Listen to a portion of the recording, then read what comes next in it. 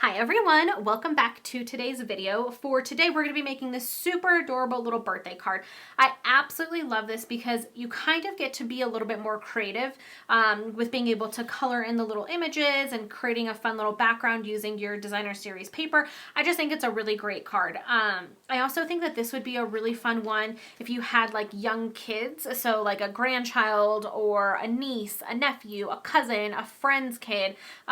This is a really great one so that they can color in the little critters and be a little bit more creative and then put together a project to give to a friend or mom or dad or something like that. So I think this one is a really fun one that you can do kind of in coordination with a younger child and kind of help them through it. And they get to ultimately create something that they can give to a loved one at the end of the day. So let's jump into what we need. So we're going to be using the Meer stamp set. This is from our Celebration catalog. So if you haven't checked out the Celebration items yet or don't know what they are, from now through the end of March, for every $50 or $100 you spend, you can get a free item from this catalog. So this stamp set is actually the first one in the catalog. So if you spend $50, you can get this stamp set completely free. So it's a really, really, really great deal. I absolutely love it. And I wasn't 100% sure if I'd love this stamp set when I first got it, but now that I've played around with it a little bit, I absolutely love it. I cannot get over it. So this is the one that we're going to be using today. In addition to that, we're going to be using 3 of our different Stampin' pads. So we have Daffodil Delight, Coastal Cabana, and Grapefruit Grove. So all we're using these for are the little hats here that our little critters have. You can absolutely use whatever color you want. You don't have to use all 3 of the colors I'm using. You can use one, you can use all 3. You could put hats on all of them and use 5 colors. It's completely, totally 110% up to you and how you want to craft. In addition to the colored ink pads, we also are going to be using our Stays On Jet Black ink. We're also going to be using watercolor pencils. So there are 2 different versions of our watercolor pencils. Let me see if I can find them really fast in the catalog just to show you guys. But there are 2 different versions. So the one that I have is it's the very first set of watercolor pencils that we came out with. And that's why the packaging looks a little bit different than what you would get today. So you have watercolor pencils, the first one, and then you have the watercolor pencils assortment 2. I'm going to be using the first assortment, and we are going to be using Early Espresso is the color we're going to be using. I actually played around a lot with the different coloring techniques. So I used my Stampin' Right markers, I used my Stampin' blends, and ultimately I found that for this project, I really liked the look of our watercolor pencils. But feel free to mess around, see, maybe you want to use, again, if you're going to have a child or somebody around you help you out with this project, maybe you have them use their colored pencils or crayons or something else. So you don't have to use watercolor pencils. That's just what I'm going to be using today. And then in conjunction with my watercolor pencils, I am going to be using my aqua painter today. There are 2 different sizes. I'll grab the other one. A big one and a small one. I'm going to be using the small one for today. Doesn't really matter, you can use either. The small one just seems to work a little bit better for me, with this project at least. And then onto our paper. So we're going to be using 2 pieces of designer series paper. This is from the Birthday Bonanza designer series paper set. So this one is our little ice cream cones, and then this one is like a blue with confetti. So the little ice cream cones, this one is cut at 5 1/4 by 1.5 inches. And then the little confetti one is also cut at 5 1/4, but instead it's by 2 inches. So this one is just slightly thicker than the ice cream cone. You can do these at whatever width you want. I just found that this is what I kind of liked the look of the best. And then we're going to be using a piece of our Fluid 100 watercolor paper.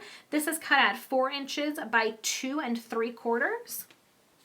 And then we have 2 pieces of crumb cake here. So the first one is cut at 4 inches by 5 1/4. And then the second one is just our standard card base, which is cut at 8 1/2 by 5 1/2, and it's scored at 4 1/4. So let's go ahead and jump into it.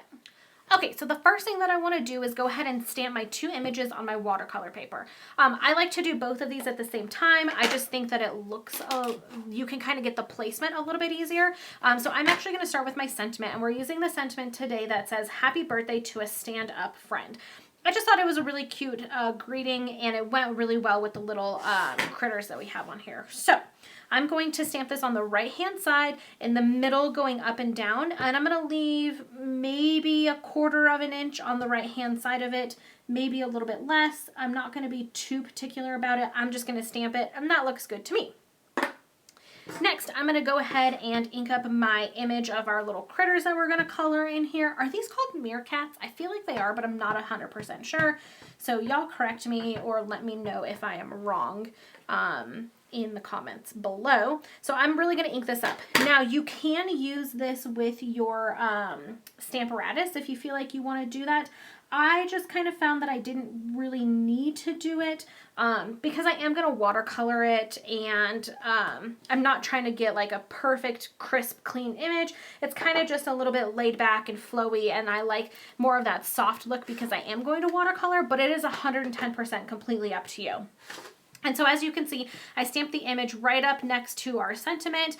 There's a little bit of room in between, but kind of where this little guy goes in a little bit is where I kind of push in my sentiment. So play around with the placement of these, whether you want them a little bit higher, a little bit lower, whatever works best for you. This is just kind of what I liked. So next we are going to get into watercoloring. So I'm going to use my aqua painter again and my Early Espresso watercolor pencil, and I'm going to be pretty fluid with this. I'm not going to worry too much about being very precise. I'm going to walk you guys through a couple of my first passes and kind of show you guys, and then I'm just going to turn some music on and let you guys watch me color. I have no real like technique or rhyme or reason behind how I do it. I just kind of go in and I kind of color where I think I should color, right?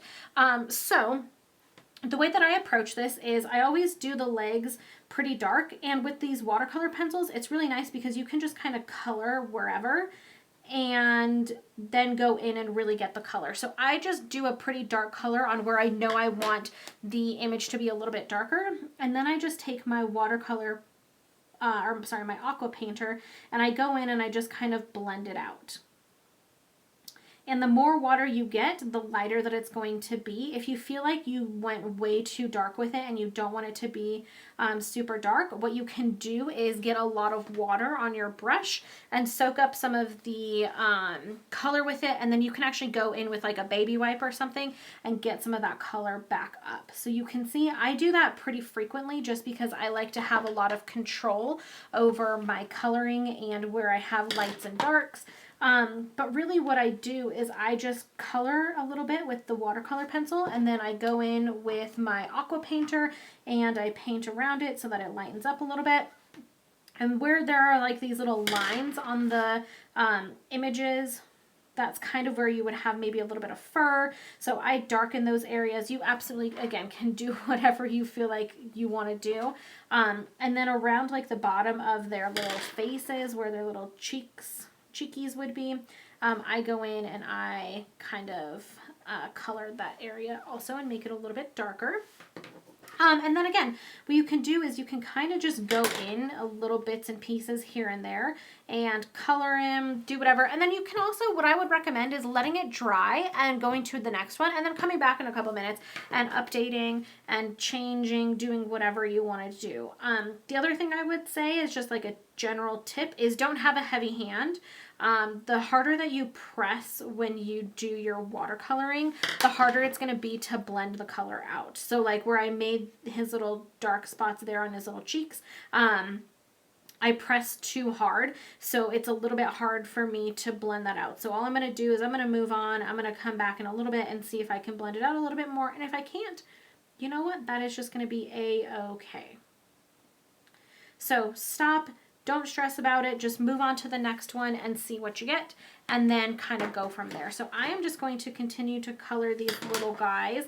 It shouldn't take me too long just because, again, I'm just going to kind of go with it, have some fun, see what I end up with, and kind of correct myself as I go. So again, don't be too stressed out about it. It's really just kind of fun to play around, put the color down where you think you might want it, and just kind of go and tweak it and see what you end up with. So I'm going to continue to color these little guys, and then I will be right back.